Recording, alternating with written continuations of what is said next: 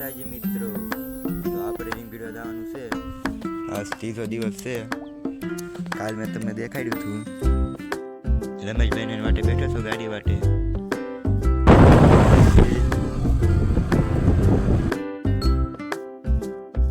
હાલો મિત્રો, તો આપણે રીંગ પૂરી થઈ ગઈ છે.